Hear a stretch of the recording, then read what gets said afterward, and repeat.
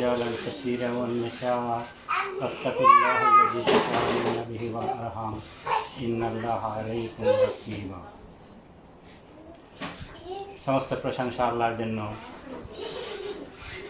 যিনি আমাদেরকে সৃষ্টি করেছেন,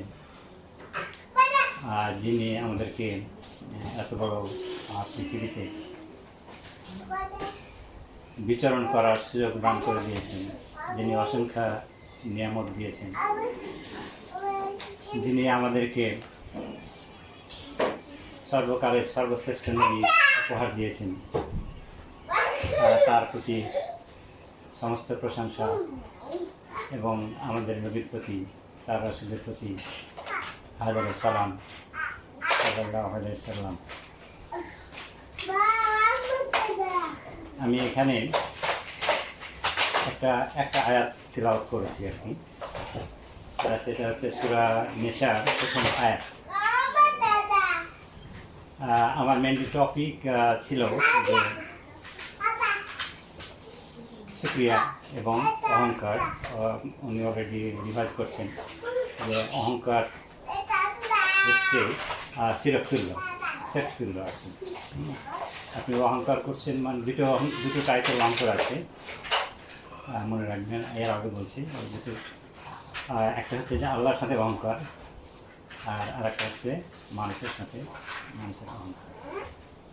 এই দুটো টাইপের অহংকার। যেটা আল্লাহর সাথে অহংকার সেটা পুরোটাই শিরকতুল্য, আর মানুষের সাথে যখন অহংকার করছেন তখন এটাও মানে সেট বলতে পারেন, তবে ছোট টাইপের সেট। কেমনে? আমি জানার পরেও আপনার সাথে অহংকার করতেছি, অথচ আল্লাহ কি অহংকারীকে ভালোবাসেন, তাই না? তো তার মানে আমি জানি অথচ মানতেছি না, তার মানে কি আল্লাহর আইনকে অমান্য করতেছি, আল্লাহর প্রতি অহংকার প্রদর্শন করতেছি।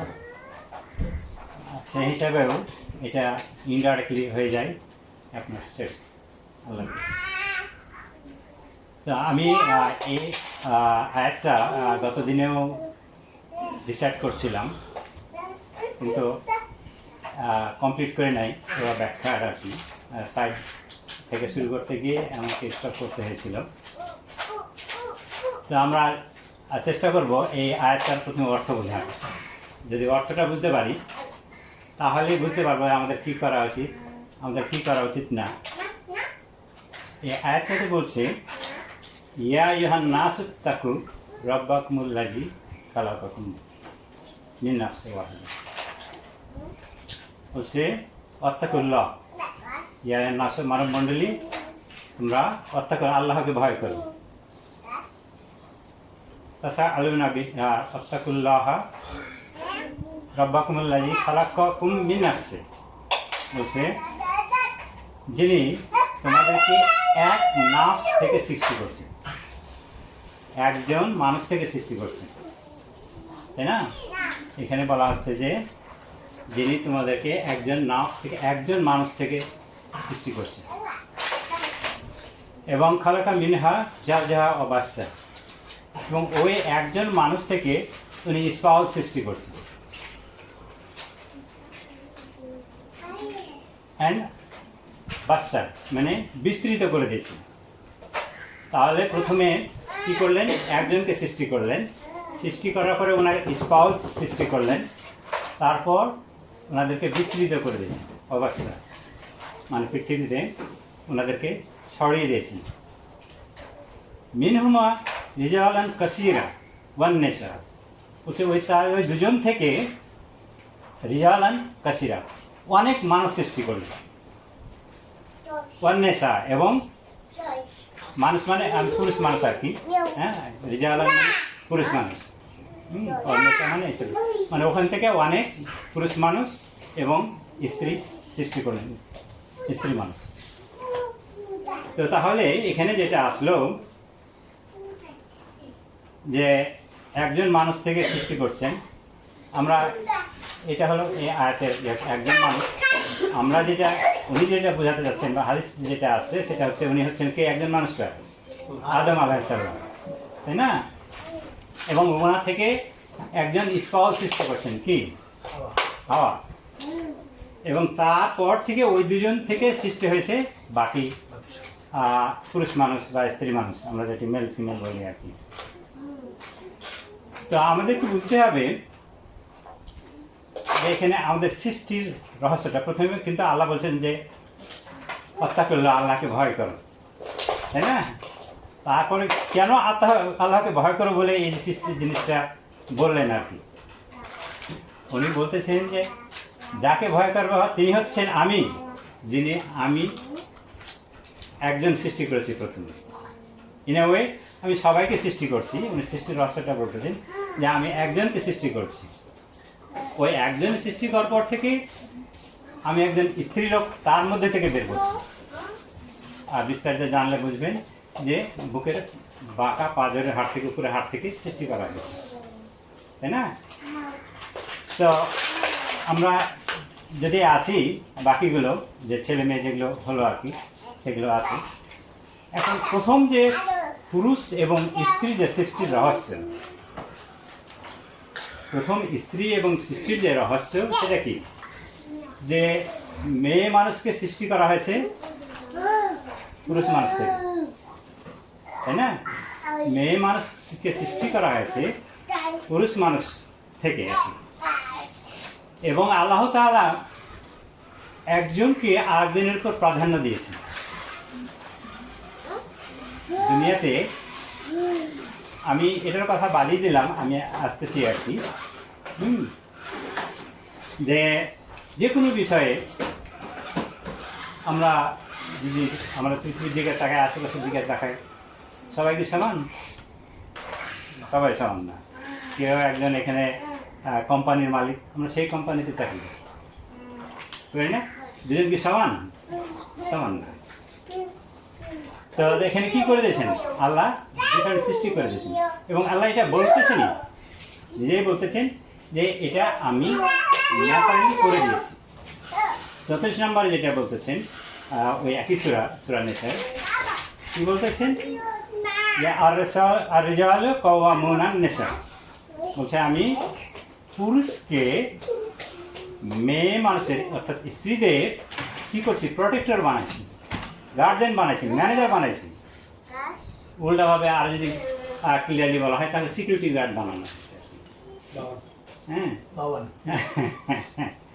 তো এখন সিকিউরিটি গার্ড আপনাকে বলা, তাহলে কি তার মানে হচ্ছে যে স্ত্রী একজন হচ্ছে কি? একজনের তত্ত্বাবধানে থাকবে। স্ত্রী মানুষ পুরুষ মানুষের তত্ত্বাবধানে থাকবে। এটা তো আমি যেটা বললাম, আর রেজাল কওয়ামুনান নিসা, এটা হচ্ছে আয়াতের এটা প্রথম 3টা ওয়ার্ড। বাকি 3টায় বলছে, আল্লাহ নিজেই বলতেছেন যে এটা আমি ন্যাচারালি করেছি। এটা তোমার ব্যাখ্যা চাইতেও পারো, নাও পারো। আমি এটা ন্যাচারালি করে দিয়েছি আর কি। পরের অংশটা পড়লে বুঝতে পারবেন। তো এখন এখানে আমাদেরকে যে জিনিসটা বুঝতে হবে, পুরুষদেরকে বুঝতে হবে যে আপনি গার্জেন, আপনি হচ্ছে আপনার স্ত্রীর প্রোটেক্টর, আপনার স্ত্রীর সিকিউরিটি গার্ড, আপনার স্ত্রী হচ্ছে আপনি ম্যানেজার। আর স্ত্রীকে তার বাউন্ডারিটা জানতে হবে, স্কোপটা জানতে হবে, যে স্ত্রীটা হচ্ছে কি আর একজনের অধীনে। আপনি ম্যানেজার, আপনি তার রক্ষাকর্তা, প্রোটেক্টর, তার মানে সে হচ্ছে কি? তিনি হচ্ছেন তার অধীনে, সাবঅর্ডিনেট। এখন কেউ যদি এই দুনিয়াতে মনে করে যে না, স্বামী স্ত্রী সমান, কেউ যদি মনে করে, তো তার মানে কি হচ্ছে? আপনি আল্লাহকে আইনকে অস্বীকার করছেন। আপনার আল্লাহর আইনকে আপনি মডিফাই করে স্বীকার করতেছেন, তাই না? তার মানে আপনার আল্লাহর আইনের প্রতি, আল্লাহর নির্দেশের প্রতি আপনি অহংকার প্রদর্শন করছেন। তাই বোঝায় না? আপনি জানেন যে হ্যাঁ আপনি তার রক্ষাকর্তা, তার পরিত্রাণকর্তা, আপনার আন্ডারে। এখন আপনি কি করলেন?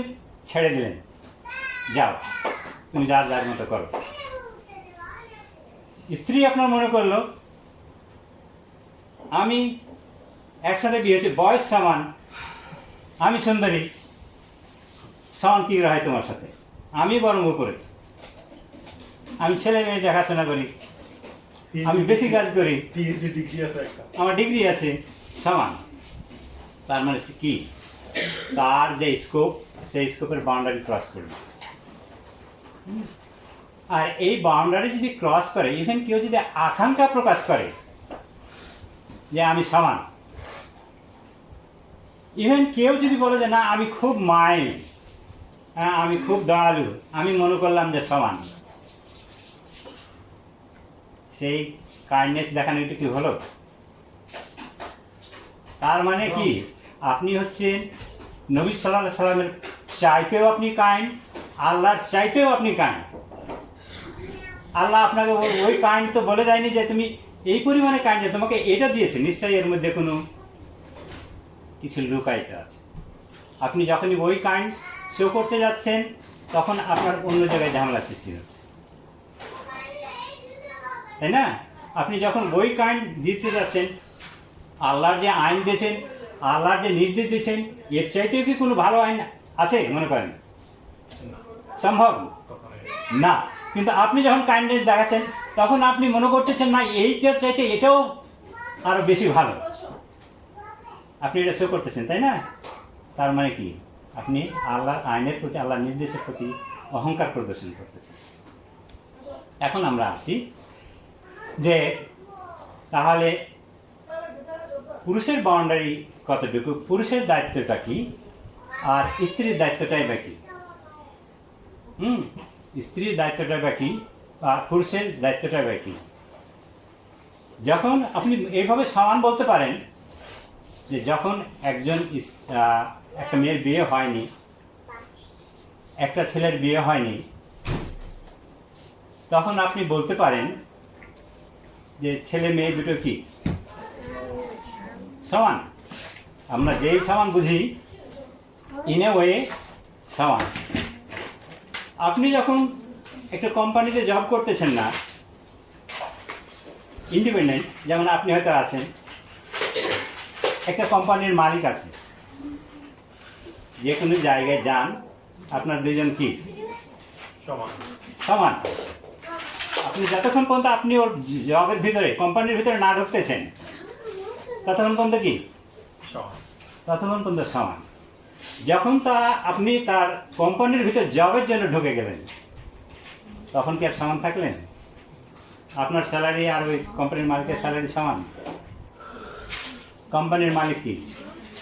আপনার নির্দেশতা, ও যা করবে আপনাকে তাই করতে হবে, না করলে কি ডিসমিস করে দেবে, সেই ক্ষমতাটা আছে। তো তার মানে বোঝা যাচ্ছে আমরা যে সমতার কথা বলি বা সমনার বলি, এটা বিয়ের আগ পর্যন্ত আপনার এইটা আছে। কিন্তু তাহলে বিয়েটা কি যে বিয়ের পরে অসমান হয়ে যাচ্ছি, তাই না? যে তাহলে আমাকে যে জিনিসটা বুঝতে হবে যে আসলে বিয়েটা তাহলে কি, কেন আমরা বিয়ের পরে অসমান হয়ে যাচ্ছি, সেটা আমাদেরকে চিন্তা হবে। তাহলে এটা যেমন আমি যদি বুঝি যে, যেমন আপনি কোম্পানির কথায় আপনাকে উদাহরণ দিলাম, আপনি যখন কোম্পানিতে ঢুকলেন, তখন আপনার মালিকের সাথে আপনি অসমান হয়ে গেলেন। কি এমন জিনিস করলেন যে আপনি অসমান হয়ে গেলেন?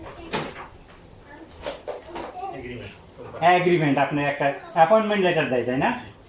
অ্যাপয়েন্টমেন্ট লেটারে কি থাকে? যে তোমাকে এই কাজ করতে হবে, এই করতে হবে, আমি যা নির্দেশ দিব তা তোমাকে মানতে হবে, তাই না? তোমাকে প্রতিদিন কি করতে হবে? 8 ঘন্টা কাজ করতে হবে। এরকম বিভিন্ন কন্ডিশন আছে, বা কন্ডিশন যদি নাও থাকে, অ্যাগ্রিমেন্ট তার মানে কি ওর নিয়ম, কোম্পানির যে নিয়ম কানুন, যে রুল, সেটা আপনি মানবেন। আপনি না পড়লেও আপনি ওটাই মিন করতেছেন, সাইন করতেছেন, কাজ চাকরিতে ঢুকতেছেন। তো বিয়েটা নাথিং বাট এ কন্ট্রাক্ট। বিয়েটা একটা জাস্ট কন্ট্রাক্ট, আপনি কন্ট্রাক্ট অ্যাপয়েন্টমেন্ট না পেয়ে কি আপনি কোম্পানিতে কাজ করতে যেতে পারবেন? আপনি গেলেন যে আমার কন্ট্রাক্ট নাই, আমি আজকে এই কাজটা করি, দেবে? দেবে না, স্যালারিও দেবে না। হ্যাঁ, ইভেন আপনি যদি ফ্রি কাজ করতে চান তাও না ঢুকতে দিতে পারেন, যে কী মতবাদ নিয়ে আসছে। তো বিয়েটা হচ্ছে এটা একটা কন্ট্রাক্ট। এখন এই কন্ট্রাক্টে কী ছিল আমরা যদি জানি, তাহলে আমরা বুঝতে পারবো যে এখানে ঢোকার পরে দুজন সমান নাকি অসমান, বা বাউন্ডারিটা কি। এখানে কন্ট্রাক্টে যে জিনিসটা থাকে, দুজনের এগ্রিমেন্ট থাকে। কন্ট্রাক্টে পুরুষও কবুল করে, পুরুষ মানুষ, আর যে কোণে থাকে সেও কবুল করে, তাই না? যে কন্ট্রাক্টে থাকে, সেই কন্ট্রাক্টে থাকে যেটা আর কি, সেটা যেটা মিন করে যে উইথ অনেস্টি অ্যান্ড সিনসিয়ারিটি, মানে এই যেটা বলে এই স্ত্রী যে I will be obedient, faithful and obedient, তার মানে আমি বিশ্বস্ত থাকবো এবং অবিডিয়েন্ট হব। কার অবিডিয়েন্ট? স্বামীর, হাজব্যান্ডের অবিডিয়েন্ট। আর পুরুষ মানুষ যেটা প্লেজ করে, এটা কি জানেন কবুল করার সময় যে আপনি এটা করে আসছেন? কবুল করার সময় যে এই মানে প্লেজ করে আসছেন, জানেন? হ্যাঁ, ওইটা না জানলে তো আপনি বাউন্ডারি বুঝবেন না। যেহেতু যে জিনিসটা আপনি কবুল করে আসছেন, যে জিনিসটা কবুল করে আসছেন সেটা হচ্ছে যে আমি একজন ফেথফুল অবিডিয়েন্ট ওয়াইফ হব। হ্যাঁ, এটাই কবুল। আর পুরুষ মানুষ যেটা প্লেজ করে আছে, সেও বলে যে with sincerity and honesty I will be faithful and helpful. আমি বিশ্বস্ত হব এবং হেল্পফুল হব। কার জন্য? তার জন্য। এই যে হেল্পফুল মিন করে যে আমি তোমার ভরণ পোষণ, তোমার সিকিউরিটি, দায়িত্ব, তোমার চলাফেরার দায়িত্ব আমি নিলাম, আমি হেল্প করব। আর ওয়াইফ যেটা প্লেজ করে সেটা হচ্ছে যে আমি তোমার অবিডিয়েন্ট হব। তো তোমার অবিডিয়েন্ট হব, তার মানে হচ্ছে যে স্বামী, এখানে মেন জিনিসটা যেটা আছে যে স্বামী যা বলবে সেটা হচ্ছে যে স্ত্রী শুনবে, এটাই হচ্ছে বাউন্ডারি, এটাই হচ্ছে রুল। তাহলে কি কেউ যদি সংসারে এসে মনে করেন যে না সমান, তা কি হবে? কারণ কেউ যদি সংসারে এসে বলে যে না আমি এই সংসারের কর্তা, তার মানে কি আপনি পুরো আল্লাহর যে নির্দেশ সেটাকে উল্টো করে দিলেন। এখন আমরা যদি বিয়েরাতে আসি, যে মোহরানা দেওয়া হয়, এটা কি ফরজ নাকি সুন্নাত নাকি মুস্তাহাব? না করলেও হয়, এটা একটা ফরজ। নবী সাল্লাল্লাহু আলাইহি ওয়াসাল্লাম অনেক সাহাবী আছেন যে আমার কিছুই নাই, আমি বিয়ে করতে চাই। আচ্ছা, তোমার কিছু নেই, তুমি দেখো তোমার যদি একটা গায়ের চাদরও থাকে তুমি সেটা নিয়ে আসো। অনেকে বলছেন যে আমার পরে বাসায় দেখো যে চাদর আছে কিনা, বাসা থেকে দেখে চাদর নাই, এসে বলে যে না আমার কাছে চাদরও নাই। দেখো তোমার যদি একটা লোহার আংটি থাকে তুমি সেটাও নিয়ে আসো। বাসায় গেল, খুঁজে লোহার আংটিও পায়, আবার খুঁজে আসলেন যে না আমার কাছে লোহার আংটি। তখন শেষ করলো তুমি কি শুধু কোরআনের আয়াত জানো? বলে হ্যাঁ। তো বলছে ঠিক আছে, তুমি কোরআনের আয়াত দিই, মোহরান হিসেবে বিয়ে করে। তার মানে এটা হচ্ছে কি, এটা একটা ফরজ। হ্যাঁ, এটা হচ্ছে দিতেই হবে। এখন আপনারা যদি চিন্তা করেন যে মোহরানাটা যদি সমান হয়ে থাকে, তাহলে তো মোহরানা দুজনকে দেওয়া উচিত ছিল। তাই না?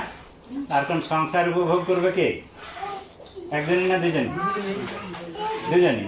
তাহলে তো মহারানা দুজনের কাছ থেকে আসা উচিত ছিল। আচ্ছা, এখানে এই মহারানাটা যেটা মেন করে সেটা হচ্ছে এখান থেকে তার এক্সপ্রেশন যে আমি তোমার উপর ডিপেন্ডেন্ট। তার এক্সপ্রেশন এখানেই থাকবে যে আমি হাজব্যান্ডের উপরে ডিপেন্ডেন্ট।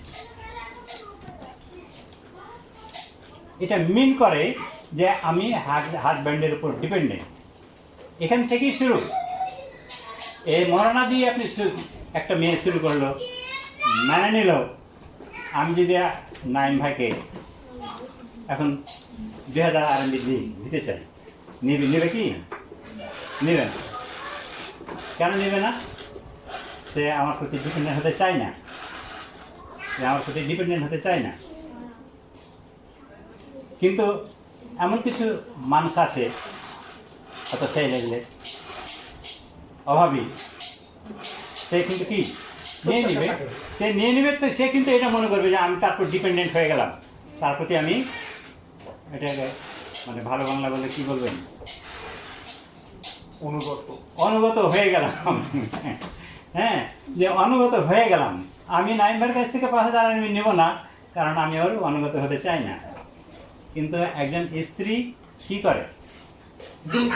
দিলেই নিয়ে নেয়, বরং নেওয়ার জন্য বসে আছে, বরং বলে যে আরো যদি একটু বেশি পাওয়া যায়, হ্যাঁ আর একটু আছে কিনা।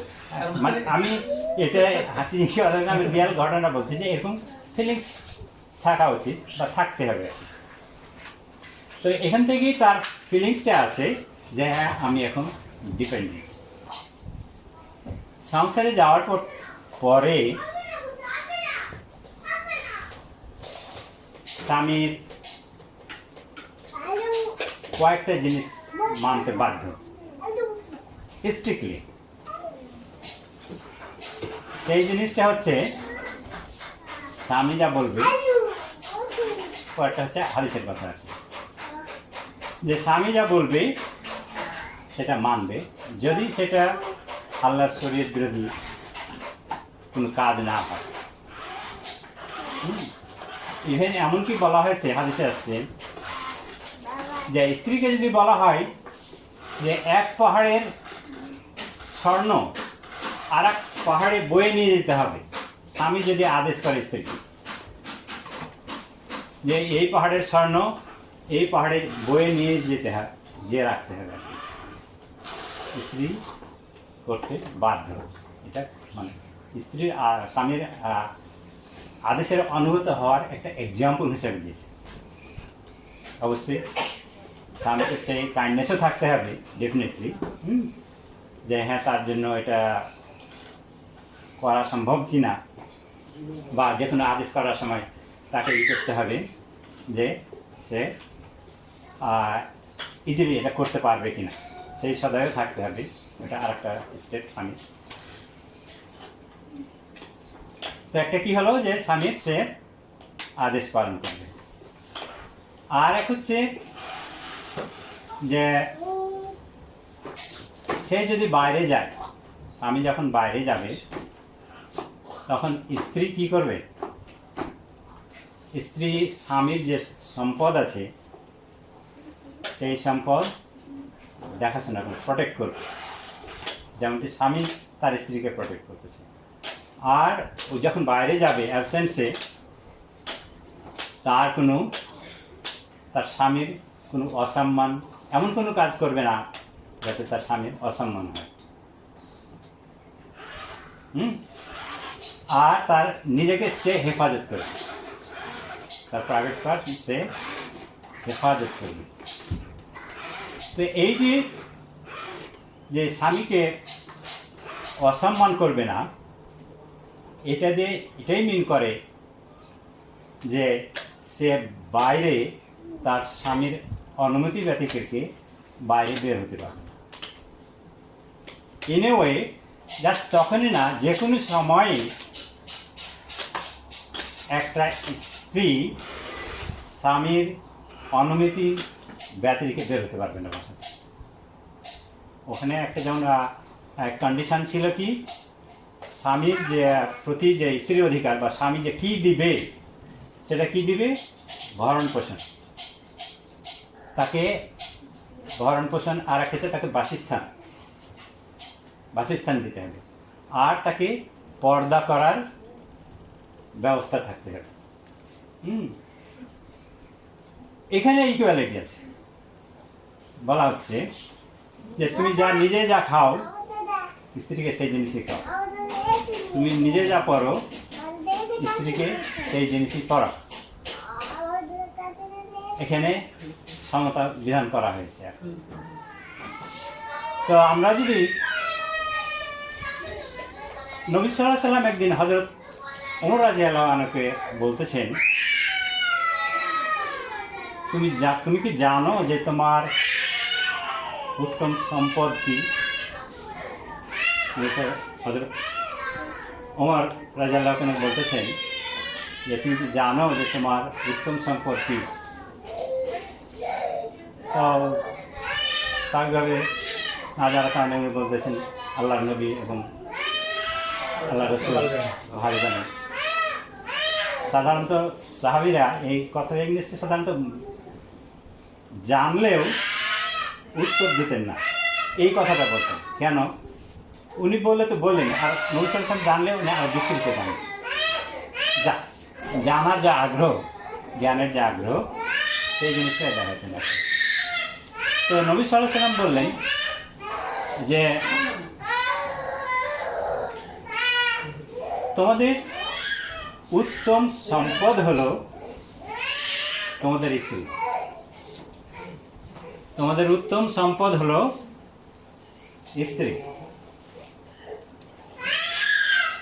সম্পদ কি? সম্পদ আমাদের রিজিক। সম্পদটা রিজিক না?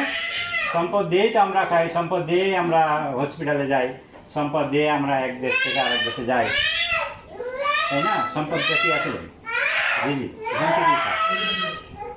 তো আমি এর আগের দিন বলেছিলাম যে স্ত্রীটা হচ্ছে একটা কি রিজিক, মানে আছে। কিন্তু তখন হয়তো বুঝতে পেরেছিলাম যে স্ত্রী আবার কীভাবে রিজিক হয়, তাই না? তো স্ত্রীরা হচ্ছে আপনার সম্পদ। তো এবং এটা হচ্ছে কি উত্তম সম্পদ। এটা হচ্ছে উত্তম সম্পদ। সম্পদের মধ্যে উত্তম সম্পদ হচ্ছে আমাদের স্ত্রী। আর এক হাদিসে আসছে এখন যে উত্তম স্ত্রী সেটাই, এটা একটা হাদিস হলো যে স্ত্রীরা হচ্ছে উত্তম সম্পদ। এবং উত্তম স্ত্রী কোনটা, উত্তম স্ত্রী কোনটা সেটা আমি অলরেডি বলেছি যে স্ত্রীর কি করণীয়, তাই না? স্ত্রী যে করণীয়, সেই স্ত্রীর করণীয়টা যদি সে পালন করে তাহলে সে তো উত্তম হয়ে গেল। আপনি একটা কোম্পানির ভালো স্টাফ, আপনি যদি তার যে অ্যাগ্রিমেন্ট আছে, আপনার যে রেসপন্সিবিলিটি, সেটা যদি আপনি কমপ্লিট করেন, আপনি ভালো স্টাফ হয়ে গেলেন। স্ত্রীর যে করণীয়, সেই করণীয়টাই আপনি যদি করেন তাহলেই উত্তম। আর একটা হাদিসে, সেপারেট হাদিসে আসছে যে সেই স্ত্রী উত্তম যে কি করে, যে স্বামীর আদেশ পালন করে। এর আগে বললাম না, স্বামীর আদেশ পালন করে, তারপর তার অ্যাবসেন্সে তার প্রাইভেট পার্টস এবং তার স্বামীর সম্মানকে হেফাজত করে, তাই না? আর হচ্ছে যে আরেকটা কি ছিল কন্ডিশন,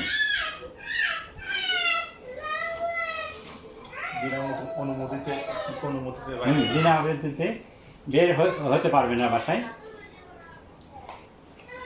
আর এখন সেটাই হচ্ছে উত্তম। আর একটা হচ্ছে যে যাকে দেখলে আপনার হ্যাপিনেস আছে। তিনটে, যে স্ত্রীকে দেখলে আপনার হ্যাপিনেস আছে, সেই হলো উত্তম স্ত্রী। তো এখন কোন স্ত্রীকে দেখলে আপনার হ্যাপিনেস, খুশি খুশি মনে হয়? যেটা চেহারা সুন্দর সেটাই মনে হয়। আপনাদের তখন ফিলিংস আছে না, আমার স্ত্রী যদি সুন্দর হয়তো সুন্দর থাকতো তাহলে মনে হয় না, আমার মনটা মনে হয় সবসময় খুশি থাকতো, এরকম মানে। তার মানে এটাই মিন করে যে আমার স্ত্রীটা যে খুব সুন্দর হতো, তাহলে আমার মনটা মনে হয় খুব ভালো থাকতো। কিন্তু তাই কি এখানে হ্যাপিনেসটা, আচ্ছা আপনাকে একটা সুন্দর স্ত্রী দেওয়া হলো, কিন্তু ওই সুন্দরী স্ত্রীটা আপনার কোনো কথাই শোনে না। আপনি কি আচ্ছা আপনি তাকে মানে সুন্দরী, কিন্তু আপনার সেই কোনো কথাই শোনে না। আপনি যখন বাসায় ঢুকবেন তখন কি আপনার মুখটা খুব হাসি খুশি থাকবে? হ্যাঁ, হাসি খুশি থাকবে না, কারণ আপনার স্ত্রী কথা শোনেন। আপনার স্ত্রী সুন্দর, কিন্তু আপনি জানেন যে আপনার অ্যাবসেন্সে আপনার স্ত্রী অন্য মানুষের সাথে কথা বলে বা বাইরে যায়। আপনি মানে বাসায় ঢোকার সময় খুব হাসি দেবেন, একদম হাত করবেন, আমি খুব খুশি, তাই তুমি যা করছো খুব ভালো করছো, করেন না। তার মানে সুন্দরটাই আসল না, একটা পার্ট। মেইন হচ্ছে যে আপনি তার কথা শুনে কিনা, তাই জিনিসটা না, যে তার কথা শুনে। তাহলে আপনাকে এটা বুঝতে হবে যে আমার স্বামীকে হ্যাপিনেস রাখতে হলে তার কথা শুনতে হবে, তাই না? এবং তার অ্যাবসেন্সে আমাকে যথাযথ পর্দা মেনটেন করতে হবে। আর এক হাতে এসে আসছে যে মহিলাদের জান্নাত সহজ। যা 4টা জিনিস তারা যদি করে তাহলে তাদের জন্য জান্নাত, কিন্তু পুরুষদের জন্য এটা না। পুরুষদের জন্য এই 4টা জিনিস এনাফ না। কি না পুরুষ, সে 4টা জিনিস কি হাদিসে যেটা আছে সেটা হচ্ছে যে ওই স্ত্রী লোক জান্নাতি যে নামাজ কায়েম করে, যে রমজান মাসে রোজা রাখে, যে স্বামীর অনুগত, স্বামীর যা আদেশ করে সেটা পালন করে, আর তার নিজের পার্শ্বে নিজের রক্ষণাবেক্ষণ করে। এই 4টা জিনিস কোনো স্ত্রী যদি পালন করে তার আর কিছু করা লাগবে না। কিন্তু আপনি এই 4টা, পুরুষ মানুষ এই 4টা যদি পালন করে তার জন্য এনাফ না। কেন এনাফ না? যে একটা জিনিস বড় জিনিস, সেটা হচ্ছে কি আমাদের নিয়ম। সবচেয়ে কি আমরা বলছিলাম মনে আছে এর আগে গতদিন, যে সবচেয়ে বড় যে নিয়ামক দুটো, সেটা কি? আল্লাহর কাছে নিয়ামত আমরা চলার জীবনে, আমাদের দৈনন্দিন জীবনে যে দুটো বড় নিয়ামক, সে দুটো কি মনে আছে?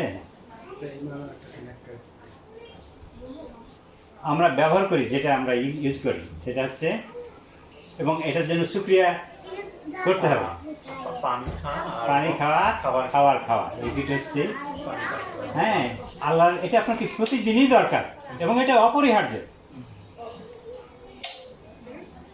তো এই যে খাওয়া, বড় নিয়ামত ভোগ করতেছে, এই খাওয়া যে আর্নিংস কে করবে? স্বামী। এবং এটা যদি হালাল না হয়ে হারাম হয়,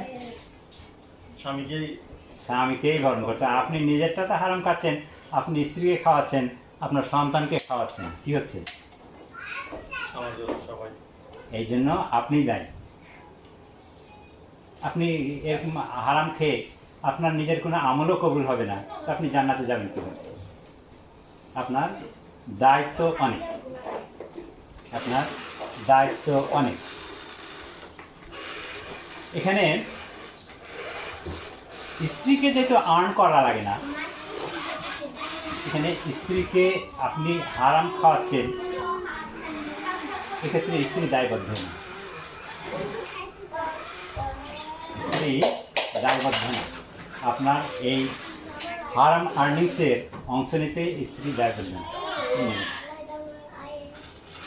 যার ফলে তার জন্য কঠিন হয়ে গেল। আপনি যে আর্নিংস করতে যাচ্ছেন, আপনি অন্য মানুষের সাথে চলাফেরা করতে হচ্ছে, আপনার সম্পর্কের কারণে হোক, বিভিন্ন ব্যবসা বাণিজ্য করতেছেন, কত ভুল ভ্রান্তি হচ্ছে, কত পাপ হচ্ছে, তাই না? মেয়েদের কি এই সুযোগটা আছে? এই সুযোগটা না। তো তাহলে মেয়েরা অনেক সেফে থাকছে না? মেয়েরা অনেক সেফে থাকতেছে। সে যেহেতু বাসার ভিতরেই থাকতেছে, আর নামাজ রোজা তো করেই, সবাই করে, স্বামীর কথা শুনছে, দ্যাটস এনাফ। সে তার জান্নাতের ক্রাইটেরিয়া ফুলফিল করে দিচ্ছে। কিন্তু একটা পুরুষ মানুষের সেই ক্রাইটেরিয়াগুলো লিমিটেড না। আপনার পুরো, আপনি যেহেতু গার্জেন, আপনি ওই পরিবারের কি গার্জেন। আপনি পরিবারের গার্জেন মানে আপনার স্ত্রীকে লুক আফটার করবেন, আপনি ছেলে মেয়েকে লুক আফটার করবেন, কীভাবে করবেন সেই দায়িত্ব আপনার। এখন আপনি করলেন, আপনার স্ত্রী যেখানে যাচ্ছে যাক, ঘুরছে ঘুরুক, একটু মজা করে। আপনি আপনার যে দায়িত্ব সেটা ফিল আপ করলেন? করলেন না। তার মানে হচ্ছে যে ওখান তো যদি যায়, তার বাউন্ডারিটা আপনাকে জানতে হবে যে সে বাইরে যেতে পারবে না। এমনি ঘুরতে একটা মেয়ে মানুষ বাইরে যেতে পারবে না। একটা মেয়ে মানুষ যদি বলে যে না, আমি জাস্ট এই মার্কেটে গেলাম, বা গঞ্জে গেলাম, হসাইন্ডে গেলাম, এটা কি এমন দূর, এই জন্য স্বামীকে বলতে হবে? বাইরের থেকে দরজাটা যখন ক্রসই করতে পারবে না, সেখানে হোয়াচাংবে গঞ্জ কী করে একটা স্ত্রীর মানুষ যেতে পারে স্বামীকে অনুমতি দিতে পারে? সেই বাউন্ডারিটা জানতে হবে, বাউন্ডারিটা পালন করতে হবে। আপনার স্বামী হয়তো চাইলে আপনাকে তো যেতে দেবে। আপনি যদি রিকোয়েস্ট করেন একজন স্ত্রী যে আমি একটু বাজারে গেলাম পর্দা করে, আপনি নিষেধ করবেন? করবেন না। হ্যাঁ, যে যাক ঘুরে আসে। কিন্তু সে এই জিজ্ঞেসটা করার মধ্যেই স্ত্রী জিজ্ঞেস করে না। কেন জিজ্ঞেস করে না? সে মনে করে যে কি এটা এমন জিজ্ঞেস করার আছে, এখানে আমি কি এমন খারাপ কাজ করতেছি, আমরা দুজনই তো স্বামী স্ত্রী, সমান সমান। এই যে একটা অহংকার কাজ করে, এখানে আমাকে কি কি এমন জিনিস যে আমার স্বামীকে জিজ্ঞেস করে যেতে হবে। তার মানে হচ্ছে সে মনে করতেছে যে না, এখানে আল্লাহর যে নির্দেশ দেওয়া হয়েছে সেই নির্দেশটা এনাফ হয়নি, ন্যায় বিচার হয়নি, এটা মনে করেই সে হয়তো আপনাকে জিজ্ঞেস করে না, অথবা না জানার কারণে জিজ্ঞেস করে না। অজান্তেই অহংকার চলে আসছে। সেই জিনিসগুলো আমাদেরকে করতে হবে। এখন স্বামী স্ত্রীর মধ্যে এই সৌহার্দ্য যে জিনিসটা,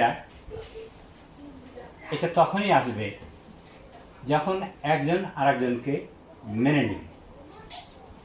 একজন আরেকজনকে মেনে নেবে মানে একজন ওবিডিয়েন্ট থাকবে, আরেকজনকে ম্যানেজার হিসেবে, সিকিউরিটি গার্ড হিসেবে স্বীকার করে নেবে। আর আরেকজন যখন মনে করবে যে তার ভালো মন্দ সব কিছুর দায়িত্ব আমার, আমি যদি সেই দায়িত্ব পালন না করি তাহলে আমাকে হিসাব দিতে হবে। এই জন্য দায়িত্বের ব্যাপারে সজাগ থাকতে হবে। একটা বেশিরভাগ পুরুষ মানুষ জাহান্নামে যাবে কি কারণে? তার স্ত্রীর কারণে। বেশিরভাগ মানুষ জাহান্নামে, যে পুরুষ মানুষ জাহান্নামে যাবে তার স্ত্রীর কারণে। স্ত্রী জাহান্নামে যাবে বেশিরভাগ কি কারণে? তার স্বামীর অবাধ্য হওয়ার কারণে। কথাটা ভালো করে বুঝবেন যে বেশিরভাগ স্ত্রী জাহান্নামে যাবে কি জন্য? স্বামীর অবাধ্য হওয়ার জন্য। আর বেশিরভাগ পুরুষ মানুষ জাহান্নামে যাবে কি জন্য? স্ত্রীর কারণে। এই জিনিসটা এখন এই জিনিসটা বুঝতে হবে। এই যে অবাধ্য হয়েছে মানে আপনার কথা শোনেনি। কেন শোনেনি? আপনার কথা শোনেনি বলবো, অথবা বলবো না, যে সে হয়তো ইচ্ছা মতো গিয়েছে, ইচ্ছে মতো সব কিছু করছে, আপনি কি করছেন? কিছুই করেননি। আপনি কিছুই করেননি, এই জন্যই আপনি জাহান্নামে যাবেন। তার কারণ আপনার স্ত্রী রক্ষার দায়িত্ব কি ছিল? আপনার। আপনি ই করেননি। ওই মহিলা কি জন্য যাবে জাহান্নামে? যে সেই স্ত্রীকে না জানিয়ে সব কিছু করেছে, স্বামীকে না জানিয়ে সে সব কিছু করেছে। আর এই স্বামী এই জন্য যাবে না, মানে জাহান্নামে যাবে, যে সে জেনেও তাকে নিষেধ করে না, প্রোটেক্ট করে না। এই জন্য কি করবে? পুরুষরা জাহান্নামে যাবে। তো তাহলে জানাতে গেলে কি করতে হবে? আপনাকে এনিওয়ে আপনাকে সেই বাউন্ডারির মধ্যে রাখতে হবে আপনার স্ত্রী। আপনার এই যে ক্রাইটেরিয়া দেওয়া হয়েছে, বাউন্ডারি দেওয়া আছে, এই স্ত্রী এই বাউন্ডারির মধ্যেই আপনাকে রাখতে হবে। যদি না রাখতে পারেন, আপনার স্ত্রী তো জাহান্নামী হলো, আপনিও জাহান্নামী হয়েছেন। আপনি কি চাইবেন, জাহান্নামে না জান্নাতে? জান্নাতে। জান্নাতে যদি আমি চাই, তাহলে এনি হাউ আমাকে কি করতে হবে? ওই কন্ডিশন মানাতে হবে। তাকে পর্দা মেনটেন করেই বাইরে যেতে হবে। সে বাইরে গেলেই বলতে হবে যে না, তুমি আমার অনুমতি নিয়েই যেতে হবে বাইরে গেলে। এই কাজটা যদি করতে বলা হয়, এই কাজটা তাকে করতেই হবে। সংসারের কাজ ইন এ ওয়ে করতেই হবে স্ত্রীকে। কোনো স্ত্রী যদি মনে করে যে না, আমি সংসারের কাজ করব না, সেটা কি পারবে? পারবে না। কারণ সে কন্ডিশন কন্ট্যাক্ট করেছে যে আমি ওবিডিয়েন্ট থাকবো, আমি ফেথফুল ওবিডিয়েন্ট থাকবো। স্বামীকে অবশ্যই সেক্ষেত্রে কাজের লিমিট করে দিতে হবে। তার যদি এরকম হয় যে না বেশি ভারী হয়ে যাচ্ছে, সেক্ষেত্রে অবশ্যই একটা কাজের মেয়ে নিতে হবে। এখন সবাই যদি মনে করি যে কাজের মেয়ে দিয়েই কাজ করাবো, ঠিক আছে, আমি আমার স্ত্রীকে খুব ভালোবাসি, আমার স্ত্রী কেন কাজ করবে, একটা কাজের মেয়ে দিয়েই কাজ করাবো। আপনার বউ আর একটা যে বউ আসতেছে, যাকে নিয়ে কাজের মেয়ে নিয়ে আসছে, সে কিন্তু আরেকজনের বউ নাকি? যার বউকে নিয়ে আসতেছেন কাজের জন্য, সে তার হাজবেন্ডকে ভালোবাসে না, বাসে না? তার হাজবেন্ড তার স্ত্রীকে ভালোবাসে না, বাসে না? তো আপনি তার মানে আর একটা মেয়েকে নিয়ে আসতেছেন আপনার কাজের জন্য, ঘরের কাজের জন্য, আর আপনার স্ত্রীকে বলছেন আপনি কাজ করতে হবে, কারণ আপনি ভালোবাসেন। তো আর একটা কাজের মেয়ে তার নিজের ঘর সংসার দেখে আবার এই সংসার দেখতে আরেকজনের কাজের মানে কাজ দেখতে পারতেছে, অথচ আপনার স্ত্রী আপনার নিজের কাজটা দেখতে পারেন না, এটা কেমন হলো? আপনাকে এই জিনিসটা বুঝতে হবে যে আমি আরেকজনের স্ত্রী নিয়ে যে কাজ করাবো, সেও আরেকজনের স্ত্রী, সেও আমার মতো আরেকজন মানুষ।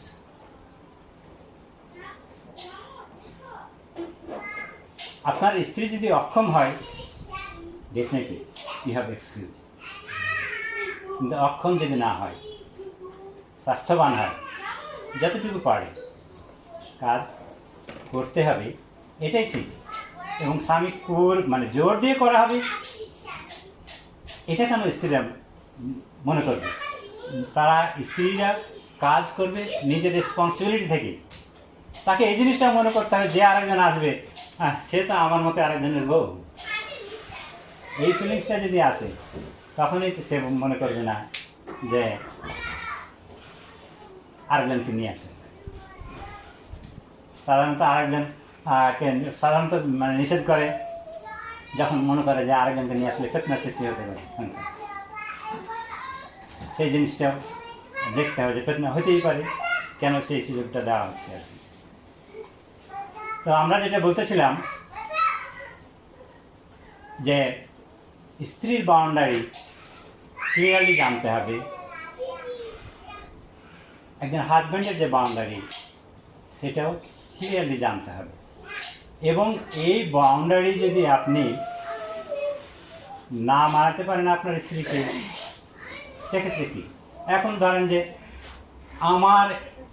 সাধারণত আমি যেটা শুনে থাকি যে আমার স্ত্রীকে তো বলি পর্দা করতে, আমার স্ত্রী তো বলি যে না যায় না, কিন্তু শুনে না, আমি কি করব?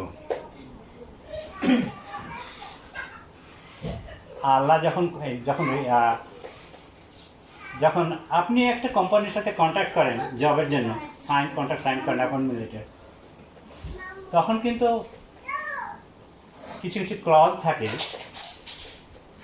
যে আপনি এরকম এরকম এই জিনিসগুলো ভায়োলেট করলে আপনি ডিসমিস করা হবে, থাকে না?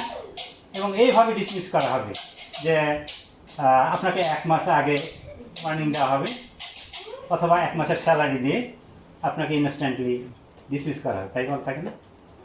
কন্ট্রাক্ট যখন আপনার মালিক যেমন আইন দিয়েছে, কন্ট্রাক্ট দিয়েছে, কীভাবে ডিসমিস করতে হয় সেটাও দিয়েছে। তেমনই আল্লাহ যেমন বলে দিয়েছে যে এই বাউন্ডারি এটার মধ্যেই থাকতে হবে, কেউ যদি না মানে তাহলে কি করতে হবে সেটাও তার 34 নম্বরের আয়াতের নিষেধ, তার 34 নম্বর আয়াতের যে শেষ অংশ ক্লিয়ারলি উল্লেখ করা হয়েছে। এবং এই আইনই আপনাকে ফলো করতে হবে। এ কথা আপনি বলতে পারবেন না যে না আমি তো বলেছিলাম শুনে নাই, আমি পরিত্রাণ পেয়ে গেলাম।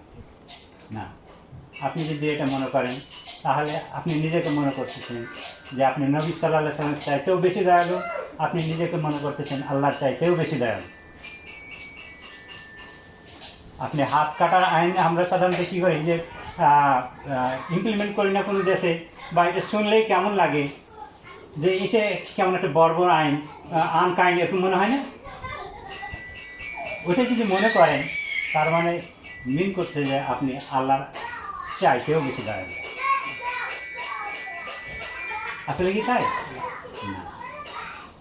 আল্লাহ এই যে আইন দিয়ে দিয়েছে এই জিনিসটা, এটা আপনাকে বুঝতে হবে যে এর মধ্যেই কল্যাণ নিহিত, এর মাধ্যমে একটা সমাজ ভালোভাবে চলবে। আপনি এই আইন ইমপ্লিমেন্ট করেন, দেখেন যে এই দুটো আপনি যে আইনটা চালাচ্ছেন আর এই আইন যখন ইমপ্লিমেন্ট করবেন তখন ক্লিয়ারলি আপনি দেখবেন যে ডিফারেন্সটা কী, তাই না? ক্লিয়ারলি আপনি দেখবেন যে ডিফারেন্স কী। আপনি এই জন্য আপনার স্ত্রী আপনার কথা শুনে না, মনে করেন না যে আপনি পার পেয়ে গেলেন, আপনি পার পান না। হয়তো আপনি মনে করতেছেন যাক আমার স্ত্রী করছে না, স্ত্রী জাহান্নামে, আমার কি না। এই জন্য বলছিলাম যে যে স্ত্রী জাহান্নামে যাবে তার স্বামীকেও নিয়ে যাবে, এই কারণে। তো এই যে বললাম যে তাহলে তার বিধানটা কি, আমার কথা শোনে না। সিম্পলি ধরেন যে আপনার কি কথা শোনে না, আমি বলেছি যে এই তুমি বাইরে যেতে পারবে না, তারপরেও গেছে, আপনি কি করবেন? বলা হয়েছে তার নেক্সট যদি না কথা শোনে, যদি আপনার আদেশ পালন না করে, তাহলে প্রথমে বলা হয়েছে তাকে বোঝাও, তাকে বসে বোঝাও যে এটা তোমাকে করতে হবে, এটা আল্লাহর আইন, যে তুমি আমার অনুগত থাকবা, আমার অনুমতিকে বাইরে যেতে পারবে না, বা ব্লা ব্লা যেটা রং ঠিক করুক আর কি, আপনাকে এটা প্রথমে বোঝান ওরাইটলি। আল্লাহর যে কাইন্ডনেস সেটা আপনি বোঝান। যদি না বোঝে তাহলে আপনি কি করেন, বেডকে আলাদা করে দেন। এটা একদম আয়াতের মানে যে সিদ্ধান্ত, আল্লাহর যে সিদ্ধান্ত 34 নম্বর আয়াত এসেছে সেটা আমি বলতেছি যে ওকে বেড সেপারেট করে দেওয়া হবে। বেড সেপারেট মানে এখানেও আবার হাদিসে আসছে বেড সেপারেশনটা একটা দুইটা অংশ। একটা হচ্ছে যে প্রথমে ওয়াইফদের সাথে পিছন ফিরে সব, পিছন ফিরে সব অনেক সময় আপনি করেন না, কথাই বলবো না, এভাবে থাকলাম দুইজন দুই দিকে মুখ করে থাকলাম কোনো একটা জানলার জামা থাকবে। হ্যাঁ, ওটা একটা স্টেপ, আপনি ফার্স্ট স্টেপ ফলো করেছেন। ওটা করেই যদি সিদ্ধান্ত না হয় তখন আপনি কী করলেন, তখন আপনি বলবেন যাক এ তো কাজ তো হলো না, যাক আবার মেনে নিই, রেসিপি কথাই মেনে নিই। হলো যা 2 দিন তো রাগ করলাম, পিছন দিকে ছিলাম, কোনো কাজই হলো না। ওই কাজ যদি না হয় সেক্ষেত্রে আপনি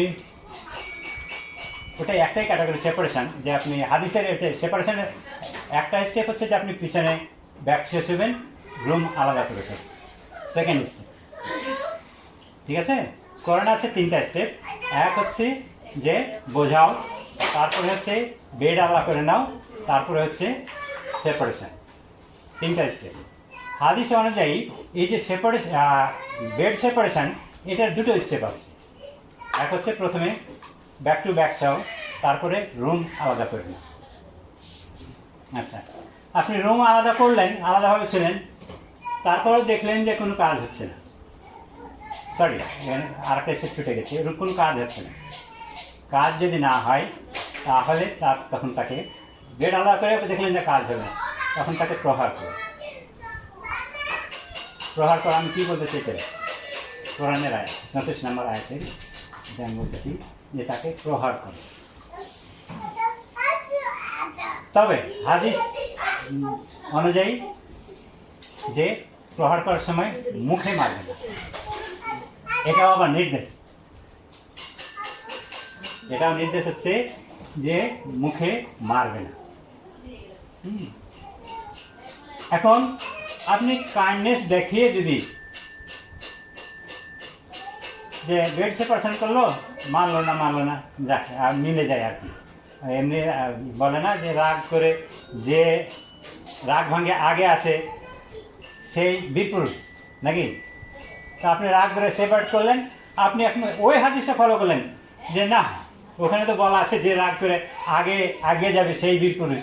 এখন আপনি আপনার স্ত্রীর কাছে আবার আগে ফিরে আসলেন যে যা তুমি যা করছিলে তাই করো, আমি মেনে নিলাম, রাগ ভাঙাই দিলাম। আপনি বীরপুরুষ হলেন? ওই হাদিস অনুযায়ী আপনি বীরপুরুষ, ঠিক আছে। কিন্তু এখানে কি এটা কোরআনের আয়াত, আপনাকে বেড সেপারেশন করার পরেও যদি আপনি তাকে সংশোধন করতে না পারতে থাকেন তাহলে আপনাকে নেক্সট স্টেপে যেতে হবে, নেক্সট স্টেপে যেতে হবে। আপনার ব্যাক করার সুযোগ নাই। ব্যাক করার যদি সুযোগ থাকে তাহলে আপনি নিজেকে মনে করছেন যে আপনি আল্লাহর চাইতেও কাইন্ড, আপনি আল্লাহর আইনকে অমান্য করছেন। আপনি তখন মনে করে নিয়েছেন যে না আমি স্ত্রীর সাথেই জাহান্নামে যাব।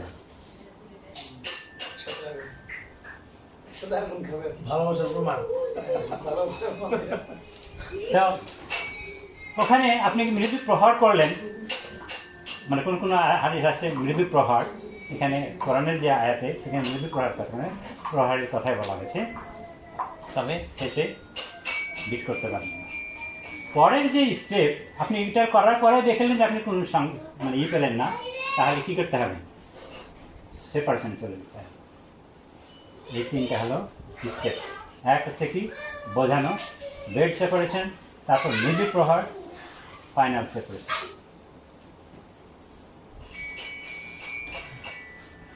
এখন আমরা মনে করি যে বাচ্চা কাচ্চা আছে, মানুষের একটা লজ্জা আছে, আমি যদি বউটাকে ছেড়ে দিই কি মনে করবে মানুষ? বাচ্চা কাচ্চার দিকে তাকায় তার মানে কি আপনি বাচ্চা কাচ্চার দিকে তাকিয়ে আপনি জাহান্নাম যাওয়ার প্ল্যান করতেছেন না?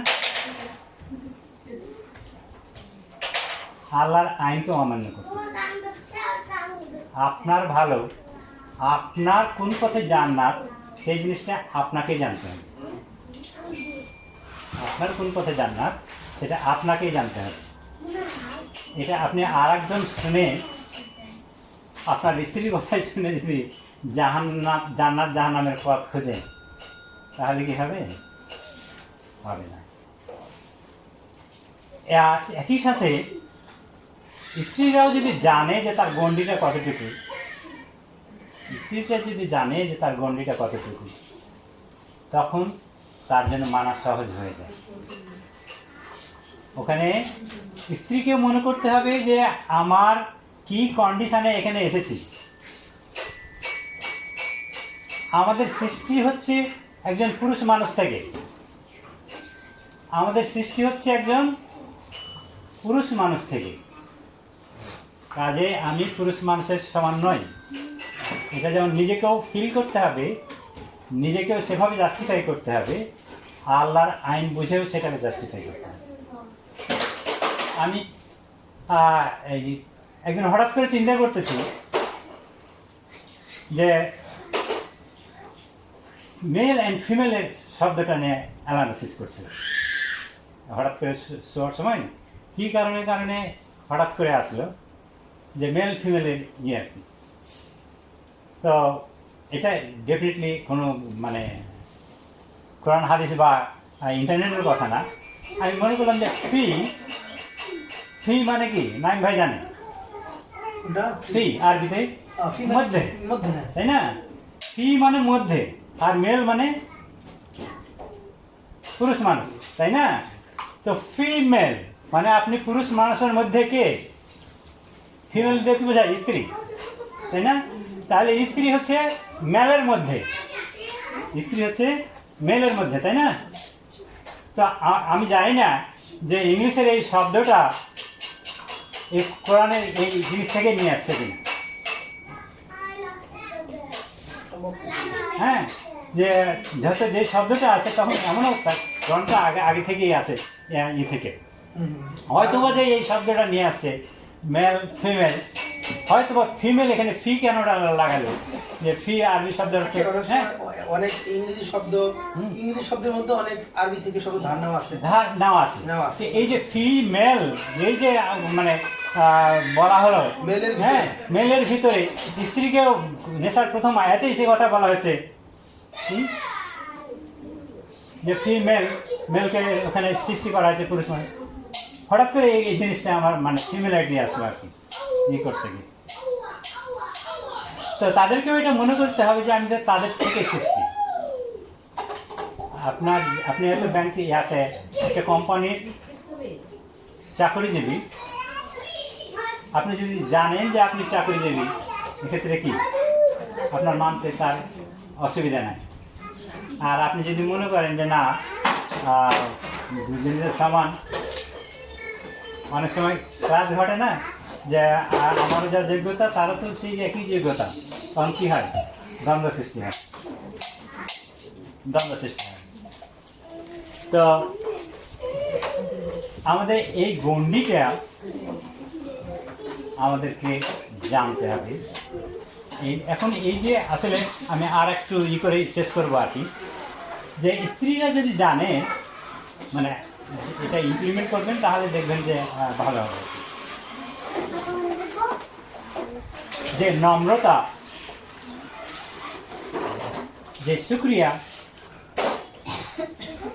স্ত্রীরা যদি মনে করে যে হ্যাঁ আমি এই আইনগুলো মেনে আল্লাহর শুকরিয়া করব, আল্লাহ এই আইনগুলো শুকরিয়া করতে হবে। পুরুষরাও সেটা মনে করবে যে স্ত্রীর প্রতি যে আমার দায়িত্ব, সেই দায়িত্বটা পালন করেই শুকরিয়া করতে হবে। একটা ফ্যামিলি তখনই খুব সুন্দর হবে, আপনার দেখলে মনে হবে যে হ্যাঁ এটা আমার একটা উত্তম স্ত্রী, আপনার তখনই মনে হবে যে না আমার এই সংসারটা চোখ জোড়ানো, যেমন যে নাইম ভাই বললেন সূরা ফুরকানের 25 নম্বর আয়াত, সূরা ফুরকানের 25 নম্বর আয়াত, রব্বানা হাব লানা মিন আজওয়াজিনা ওয়া যুররিয়াতিনা কুররাতা আয়ুনিন ওয়াজআলনা লিল মুত্তাকিন ইমামা। বলছে রব্বানা হাব লানা মিন আজওয়াজিনা, আল্লাহ আমাদের কি করো, আমার স্ত্রীকে চোখ জোড়ানো বানাই দাও, আমার যে সন্তান সন্ততি যে আছে তাদেরকে চোখ জোড়ানো বানাই দাও, তাদেরকে কি করো, এখানে মুত্তাকিদের ইমাম বানাই দাও। ইমাম এখানে যে যে জিনিসটা আছে, ইমাম মানে এটা না যে লিডার, এখানে ইমাম শব্দটা হচ্ছে মডেল, আদর্শ সব আদর্শ বানায় দেওয়া। তো এখানে আপনি দোয়া করতেছেন আপনি সংসারের মধ্যে জনকে চোখ জোড়ানো বানায় দাও।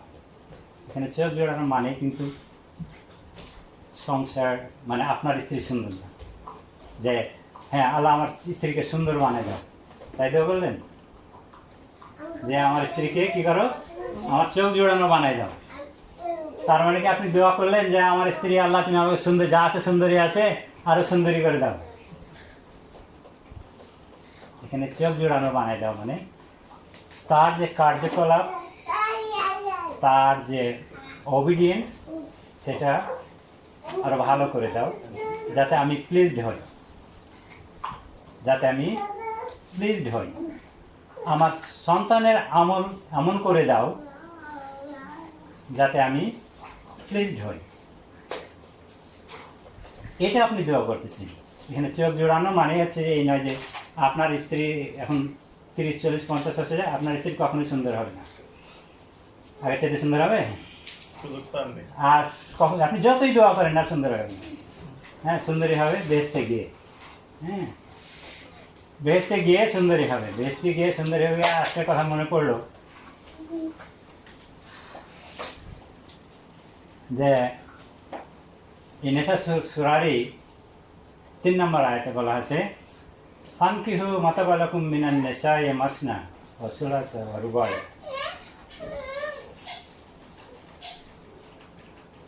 এটা কি কোরআনের নিসা 3 নম্বর আয়াতে, ফানকিহু মাতাবালাকুম মিনান নিসাই মাসনা, মাসনা মানে 2, বলছে তোমাদের পছন্দ মতো বিয়ে করো। কয়জন বললো? 2। ওয়া সুলাসা 3, সাক্ষী আছে, বলছে সাক্ষী আছে নাইম ভাই। সুলাসা ওয়া রুবা', তো এখানে প্রথমে বলা আছে 2 জন, 3 জন, 4 জন, তারপরে বলা হয়েছে যদি মনে করো যে কষ্টকর হবে সমতা বিধানে তাহলে 1 জন। এখন আপনি যদি মনে করেন যে না 1 জন, আল্লাহ কিন্তু এখানে 1 জন দিয়ে শুরু করতে পারতেন, যে 1 জন করো করে তারপরে যদি বউকে মানাতে পারো তাহলে 2-3 নিয়ে যায়। এখানে বউ মানানোর কথা বলা হয়, বরং 2, 3, 4 দিয়েই শুরু করা হয়েছে, যে এখানে মাল্টিপলকে এনকারেজ করা হয়েছে। মাল্টিপল বিবাহকে ওয়াইফকে এনকারেজ করা হয়েছে। এখানে কোনো ওয়াইফ যদি মনে করে মানে আমি এটা কেউ ইমপ্লিমেন্ট করবে সেজন্য বলতেছি না, বা ইমপ্লিমেন্ট করার এনকারেজ করতেছি না, তবে ওয়াইফদের যে ফিলিংস থাকতে হবে সেই জিনিসটা হচ্ছে যে হ্যাঁ আমার হাজব্যান্ড মাল্টিপল বিয়ে করুক, এবং তাতে মানে না করার আগেও ডিসপ্লিজ হওয়ার কোনো কারণ নাই, বরং এটাকে প্লিজড হিসাবে মেনে নিতে পারবে যে হ্যাঁ মেনে নিতে হবে যে আমার হাজব্যান্ড মাল্টিপল বিয়ে করতে পারে। ডিসপ্লিজ হওয়ার এখানে কোনো সুযোগ নাই।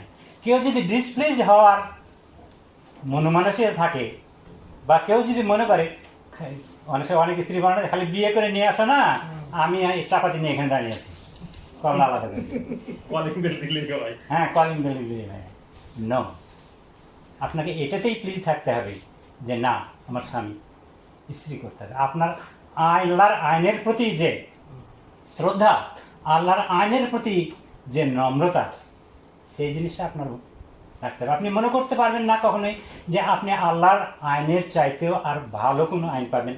আপনি আল্লাহর চাইতে কখনো বেশি দয়ালু হতে পারবেন, আপনি নবী সাল্লাল্লাহু আলাইহি সাল্লামের চাইতে আরও বেশি দয়ালু হতে পারবেন।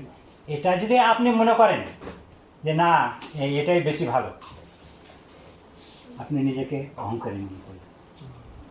আপনার জ্ঞানটাকে মনে করলেন যে না, তাদের জ্ঞানের চাইতে আপনি জ্ঞানী।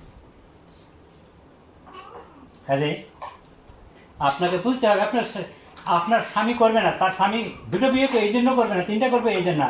সে জানে যে তার কর্তব্য কি ভরণ পোষণ, হ্যাঁ, ভরণ পোষণ দেখা, তার দায়িত্ব না, তাকে বাসস্থান দেওয়া, আরও ছেলে হবে সেগুলো দেখাশোনার ভরণ পোষণের দায়িত্ব সে জানে। আপনি আপনার স্বামীকে বলে দেখেন যে তুমি বলে দিলাম কালকে দুটো বিয়ে করে নিয়ে আসো, আর স্বামী কেন, আর স্বামীর বাপও যাবে না, যাবে না বিয়ে করতে। যদি যায়, স্ত্রীদের আলহামদুলিল্লাহ করা হচ্ছে এই কারণে যে তার স্বামী একটা আল্লাহর আইন ফলো করছে, যেটাকে এনকারেজ করা হচ্ছে সেটা ফলো করছে। স্বামী যদি একটা ভালো আমল করে, স্ত্রীর খুশি হওয়া উচিত না অখুশি হওয়া উচিত? খুশি হওয়া উচিত।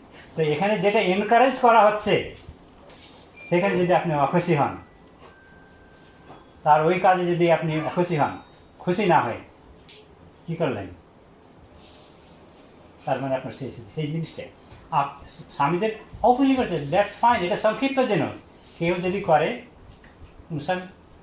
করুক। আপনার এই সংক্ষিপ্ত যেমন আপনার দুইটা স্বামী নেয়, সরি একটা সতীন নেয়, দুইটা সতীন নেয়, সমস্যাটা কি থাকবে না 30 বছরই তো। কিন্তু আপনার একটা আল্লাহর আইনের প্রতি শ্রদ্ধাশীল যে হলেন, আল্লাহর আদেশের প্রতি যে শ্রদ্ধাশীল হলেন, ফাইনাল সাকসেস তো জান্নাত নাকি? যা কিছু করতেছেন তো ওটার জন্যই করতেছেন। ছোট রুম বলতে পারেন, হ্যাঁ, সতীন বলছেন একটু অড লাগে তো শুনতে। বলেন ছোট এবং আপনাদের এটা মনে করেন না, স্ত্রীদের একজন আছেন মনে করে এটা মনে করা উচিত না যে হ্যাঁ আমি একজন স্ত্রী। নো, প্রত্যেকটা স্ত্রী জানা উচিত যে তার সতীন আছে। আপনার স্ত্রী একজন আছে, সে মনে করতে পারে যে একজন না, কিন্তু সে জানে না যে তার সতীন আছে। ওই আগে থেকে তৈরি করে রাখছি। সতীন এই কারণে আছে, এই অবস্থায়ও আছে এই কারণে, যখন একটা স্ত্রী তার স্বামীকে কষ্ট দেয়, তখন ওখান থেকে তার হবু যে হুর সে বলে যে এই পোড়া কাপড় তুমি ধ্বংস হও। তার ওই স্ত্রীকে বলে যে তোমার কাছে তো এই স্বল্প সময়ের জন্য এই হাজব্যান্ডটা মেহমান মাত্র, ও আছিরেই আমার কাছে ফিরে আসবে। হুর এই কথা বলছে, এই দোয়া করতে, এগুলো অভিশাপ তো, দোয়া না অভিশাপ। হ্যাঁ, অভিশাপ বলে, অভিশাপ বলে আবার ভাবিরা রেগে যেতে পারে কিনা, অভিশাপ এটা হচ্ছে লানত দিতে থাকে, লানত দিতে থাকে আর কি। হাদিসে ভাষায় আসছে লানত দিতে থাকে। হ্যাঁ, লানত দিতে থাকে যে এই অভাগিনী তুমি ধ্বংস হও।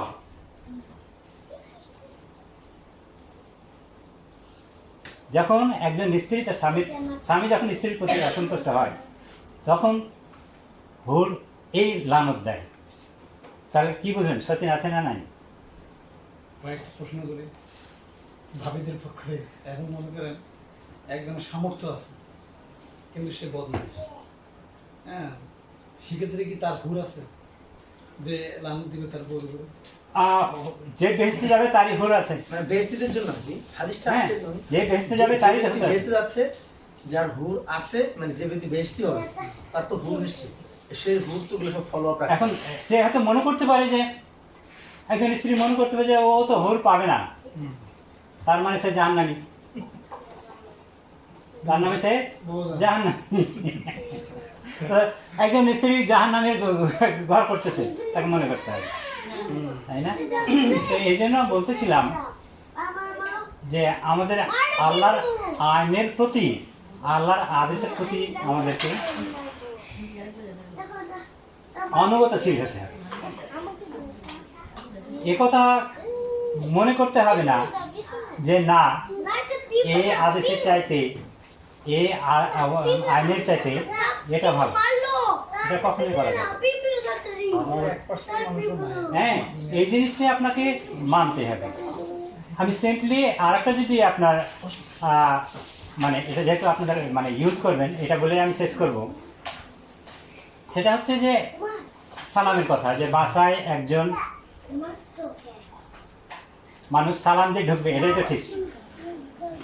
আচ্ছা, হ্যাঁ, সালামের ক্ষেত্রে যখন বলা হয়েছে, আলোচনা করা হয়েছে যে কেউ যাকে সালাম দিতে পারবে, ছোটকে বড় দিতে পারবে, বড়কে সালাম ছোটরা দিতে পারবে, নো ডাউট। কেউ যদি বসে থাকে, যে কেউ যদি রানিং থাকে, যে বেশি রানিং সে কম রানিংকে সালাম দিবে। যে বাইরে থেকে ঢুকবে, বিশেষ করে আমি পারিবারিক কথা বলতেছি আর কি, একজন হাজব্যান্ড যখন বাসায় ঢুকবে, হ্যাঁ, সে যদি দরজা খোলা থাকে ঢুকে গেল, তাহলে সে সালাম দিয়েই ঢুকবে। নিজের বাসা, সালাম দিয়েই ঢুকলো, সে প্রথমে তাকে সেটাই সালাম দিতে হবে, ঠিক। এখন কেউ যদি কলিং বেল টিপলো, এখন স্ত্রী গিয়ে দরজা খুলতেছে, তাই না? স্ত্রী গিয়ে দরজা খুলতেছে, সেক্ষেত্রে দুজনেই সালাম দিতে পারবে, সেও সালাম দিতে পারবে, স্ত্রীও সালাম দিতে পারবে। এখানে বেশি নম্রতা, বেশি ভদ্রতা, বেশি শালীনতা হলে যে স্ত্রী হাজব্যান্ডকে সালাম দিতে হবে। বেশি শালীনতা সেটা হলো যে স্ত্রী আগে সালাম দেবে স্বামী। যদি না দেয় ক্ষতি নাই, তবে বেশি মমতা দেখানোর জন্য সে স্ত্রী সালাম দেবে স্বামীকে। এখন এই থেকে যখন স্ত্রী দেখবে যে হ্যাঁ, সরি, ছেলে বা মেয়ে দেখবে যে তার মা তার স্বামীকে সালাম দিচ্ছে, ওই ছেলে বা মেয়েও কিন্তু যখন নেক্সট টাইম দরজা খুলতে যাবে কি করবে? বাবাকে সালাম দেবে। যদি তখন ওই স্বামী স্ত্রীকে সালাম দিয়ে থাকতো, তখন ওই ছেলে বা মেয়েও এক্সপেক্ট করবে কি যে আমার আব্বা সালাম দিবে, তখন আমি উত্তর দেব। কথা বুঝতে পারছি? ছেলেটাও এক্সপেক্ট করবে।